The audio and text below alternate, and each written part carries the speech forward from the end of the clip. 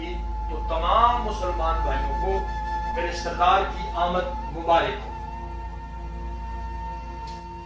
چونکہ ہماری زندگی اسلام سے وابستہ ہے تو ہم نے اپنی زندگی کو پاک محمد صلی اللہ علیہ وآلہ وسلم کے گھر کی نسبت سے ان کے گھر میں ہونے والے واقعات کے مطابق زندگی کو گزارنا ہے۔ مثلا جب ان کے گھر میں کسی کی آمد ہو تو ہمیں اس پہ خوش ہونا ہے، جب ان کا کوئی قضیہ ہو تو ہمیں غمگین ہونا ہے۔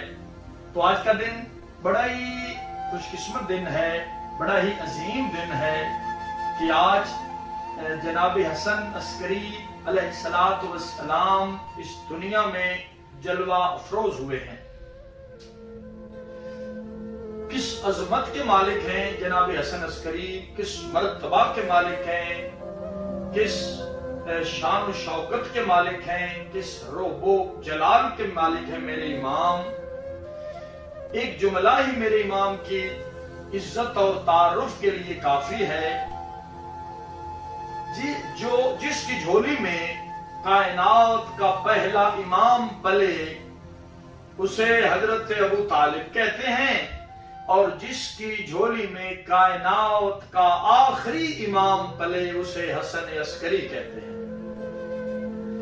اتنے خوبصورت فرامین ہیں میرے بادشاہ کے، جن پہ عمل پیرا ہو کے، جن کو اپنے آپ پہ لاگو کر کے اپنی زندگی کو اسلام کے اصولوں اور کامیابی کے ساتھ گزارا جا سکتا ہے۔ بہت ہی خوبصورت فرمان ہے میرے بادشاہ کا جو میرے سامنے آ رہا ہے۔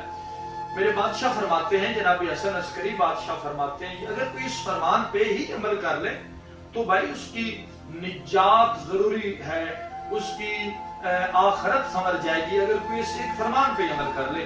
تو میرے بادشاہ کا ایک فرمان ہے کہ معاشر والے دن اس بندے کے ہاتھ میں، جس کے دائیں ہاتھ میں اعمال نامہ آئے گا، وہ بغیر کسی حساب کے جنت الحسین میں داخل ہو جائے گا۔ یعنی امام فرماتے ہیں جس کے دائیں ہاتھ میں اعمال نامہ پکڑایا گیا وہ بغیر حساب کتاب کے جنت الفردوس میں داخل ہو جائے گا۔ اب دیکھنا یہ ہے کہ اس سے اختلاف کس کو ہے۔ کائنات عالم میں، مذہب اسلام میں جتنے مکتب فکر ہیں، جتنے اسکول آف تھاٹ ہیں، جتنے فرقے ہیں، ہر بندہ اس بات کا قائل ہے، ہر صاحب عرفان اس بات پہ مطمئن ہے کہ جس کے دائیں ہاتھ میں اعمال نامے والی کتاب آئی وہ خوش قسمت بغیر حساب کے جنت میں داخل ہو جائے گا۔ اب بھائی سبھی اس پہ متفق ہیں، تو پھر کیسے داخل ہو سکتا ہے؟ کیا خوبصورت ارشاد اقدس ہے میرے امام کا، کائنات قربان کر دوں میں اپنے امام عالی مقام پہ۔ میرے 11ویں تاجدار فرماتے ہیں کہ ہو نہیں سکتا جو بندہ میرے جد محمد صلی اللہ علیہ وآلہ وسلم اور ان کی آل پہ درود بھیجتا ہے کہ اعمال نامہ اس کے بائیں ہاتھ میں پکڑایا جائے۔ تو اتنا خوبصورت فرمان ہے، اگر آپ علیہ السلام کے اس ایک فرمان پہ ہی عمل کر لیا جائے اور درود پاک کو اپنا اوڑھنا بچھونا بنا لیا جائے تو بندہ بغیر کسی تردد کے، بغیر کسی جوخم کے جنت میں داخل ہو جائے۔ ایک فرمان میرے ذہن میں آ رہا ہے کیونکہ میں کوٹ کر دوں۔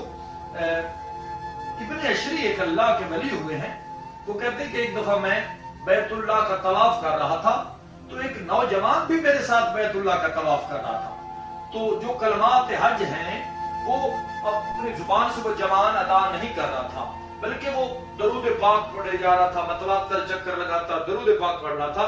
تو ابن عشری نے اس جوان سے پوچھا کہ جوان آپ کلمات حج ادا نہیں کر رہے، آپ درود شریف ہی پڑھے جا رہے ہیں۔ تو اس نے کہا کہ یہ درود شریف کا میری زندگی میں اتنا احسان ہے مجھ پہ کہ میں بھلا نہیں سکتا۔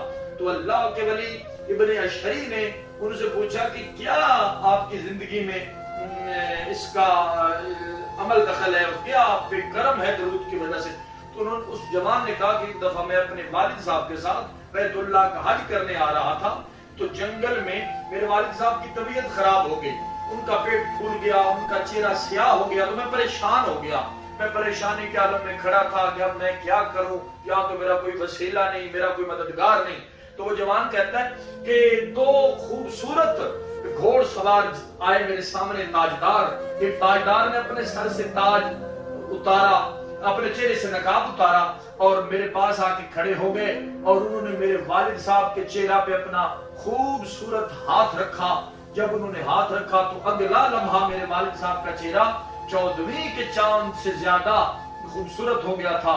تو جو دوسرے تاجدار تھے انہوں نے اپنا ہاتھ میرے باپ کے پیٹ پہ پھیرا تو ان کا پیٹ درست ہو گیا. میں نے پوچھا کون ہے؟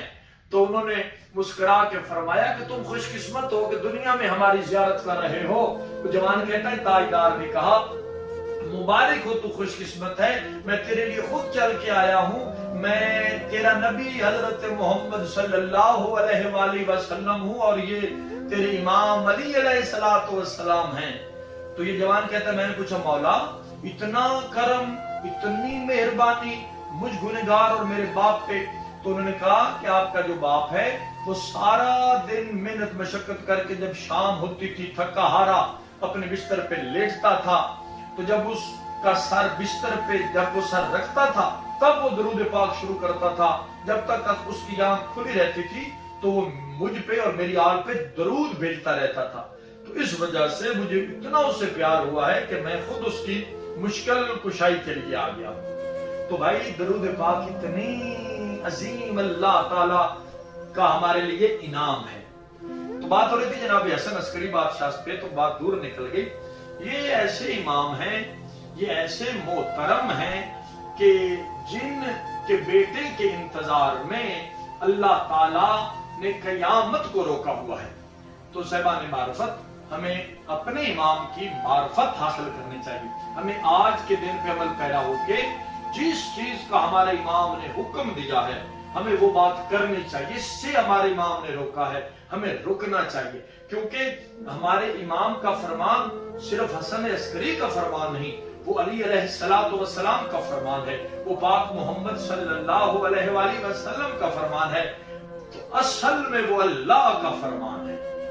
چونکہ یہ اللہ کی زبان بولتے ہیں تو ہمیں اللہ مولا توفیق دے کہ ہم اپنے ائمہ طاہرین کے نقش قدم پہ چلتے ہوئے اپنی زندگی کو گزاریں اور اپنی زندگی کو سانچے میں ڈھال لیں جس کا ہمیں ہمارے نبی حضرت محمد صلی اللہ علیہ وآلہ وسلم اور ان کے نائبین خصوصاً 11ویں تاجدار ولایت جناب حسن عسکری بادشاہ نے حکم دیا ہے ہم اس کے مطابق اپنی زندگی گزاریں.